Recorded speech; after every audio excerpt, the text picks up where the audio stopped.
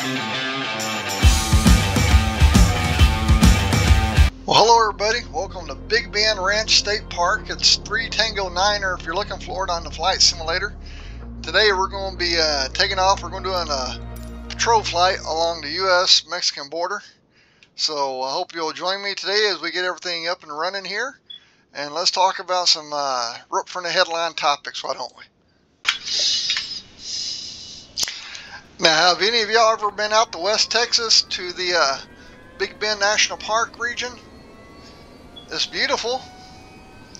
It's rugged, desolate, and not a good place to be if you're a young child or somebody off on your own. It's easy to get lost out here.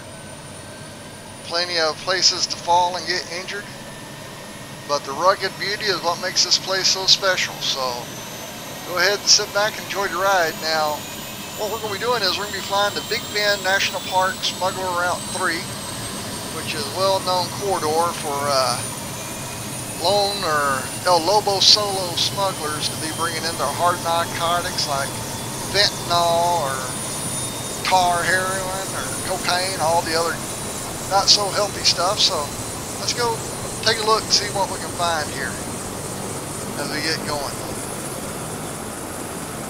Alright everybody, as I'm taking off here, I just want to go ahead and start off by saying what's going on at the border is a humanitarian crisis.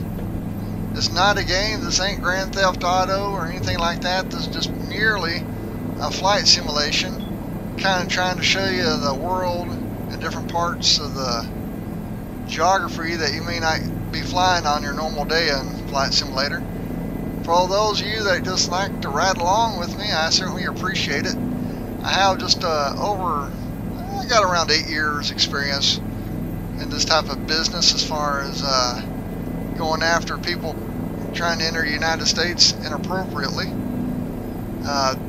Back in the 90s when I first started under the Clinton era, you know, we were mainly focused on Haitians and Cubans back then. I don't know if y'all remember that or not. You know, the most I interdicted was just over 500 Haitians on one boat, and back then we would what was called repatriation. The migrants would take them on board and take them back to their country of origin and go through the repatriation process. Now they got this Title 42 junk going on, and it's just got everything messed up. That's all I can say. We got all these politicians in Washington. You know, this problem's been a problem for 25 years. It's not Trump, and it's not Clinton or Obama, and it's definitely not Goofy who's there right now. I mean, he's got his head in the sand, him and the cackling vice president. They don't have a clue what's going on. The way I think about it is, if your house is on fire and the smoke detector goes off, you should get up and look and see what's happening.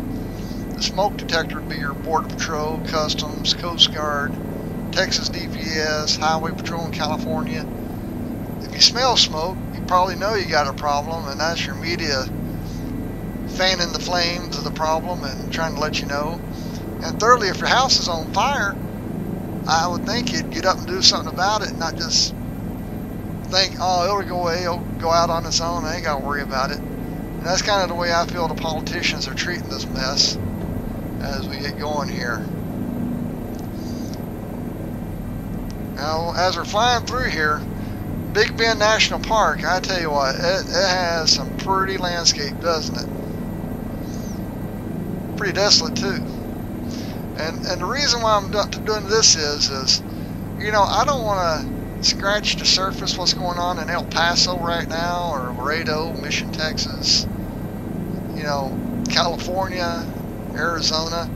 I mean, there's tens of thousands of people lining up daily seeking asylum, and you know, there needs to be a system in place where, you know, we can help who needs to needs to help. You know, we're a nation of migrants, and we should be able to help out what we can, but we're also a nation of laws, and that's what I'm going to talk about here today, because I heard a report earlier where the Texas Department of Public Safety stopped a 14-year-old here in the Big Bend National Park earlier this week, and I could have swore he had over 100 pounds of hard narcotics on him. We can only imagine what that may be.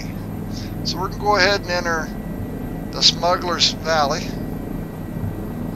And the reason they use that is it's desolate, and they're not coming over in groups of tens of thousands.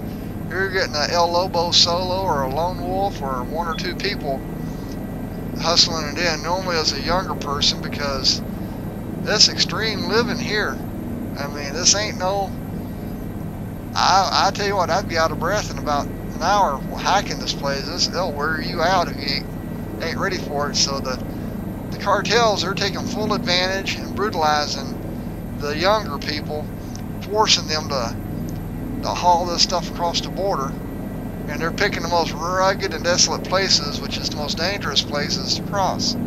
That the rattlesnakes don't get you, the terrain don't get you, the weather don't get you, the elements don't get you, other banditos may get you. So when you're doing this patrol, you're in this valley and you're looking for one thing don't look like the other. You're looking for movement and all the other stuff. And you'll see Border Patrol pilots and Texas DPS and other National Guard. I mean, you gotta get down here and just root them out if you want to find them.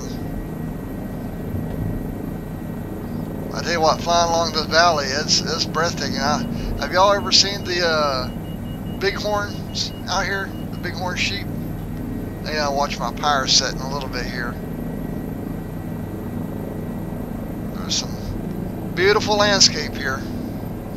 So what are y'all's thoughts on this? Y'all like me? I mean, I think there should be a system in place. If I go to court for a speeding ticket, I can see a judge and he can make a determination whether or not I was speeding or not, and he wasn't even there in about 5 minutes or less. So why can't we have a process for legally allowing these people to speak to a judge or immigration lawyers or whatnot? But we can't have 10,000 people lined up. I mean, I get frustrated at the DMV when you got 10 people ahead of me. Imagine how frustrating it must be if you're somebody looking for asylum. You got 10,000 people ahead of you. Is it right there? Those are two trees, but if you see those shadows, man, you don't know what you got. And the reason we're calling this Smuggler Route 3 is everybody, well, it's in the business, and it's not anything top secret because the smugglers know it. They're the ones that created it. They have key routes based on which cartel is running this typical area, where they'll go. I mean, they go all the way, you know, all the way down to Corpus Christi through Matamora, and use boats and whatnot. So we're coming up on the border now. What do you think? 6 minutes and we're already approaching the border. You got the highway here. So once they cross the border, they can jump off onto the interstate, have somebody waiting to pick them up, and they're gone. But it's some rugged terrain out here, and sometimes they won't do the interstate. You know why? Highway Patrol, Border Patrol, they're looking for them. I wonder if we can find a Border Patrol or DPS sitting along the river here today. Let's take a look and see. Woo-wee. That's a big rock there. You wouldn't want to hit that at all. Now, have you ever driven this part of the world? It is a breathtaking view, ain't it? We're headed west, and then you got Mexico on that side, Texas over here. And this border goes on for hundreds of miles. I mean, there's this, this is the most rugged border you can face. I mean, just look. Let's go ahead and take it on down to the river. So as we come on down to the Texas River here, if you come across the border, you gotta go up this mountain. Look at this.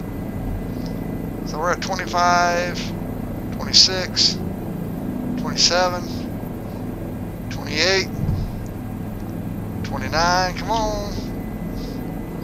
We're at 3,000 feet. Slim's calling for an oxygen bottle and a paramedic right now because I done hurt myself. I didn't even make it halfway up the mountain. I was feeling it. It's 4:07. I got my power up. As you can imagine, smugglers are using the most desolate routes because they don't want to get caught, whereas your normal migration people, they're looking for Border Patrol right now. They're treating the Border Patrol like Uber.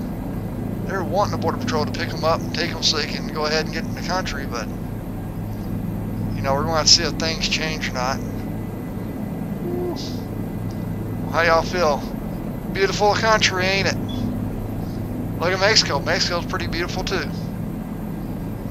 Let's go ahead on back down.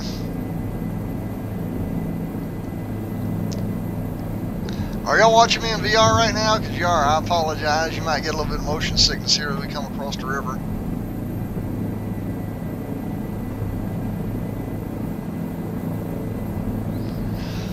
Well, that's all I got to say today, people.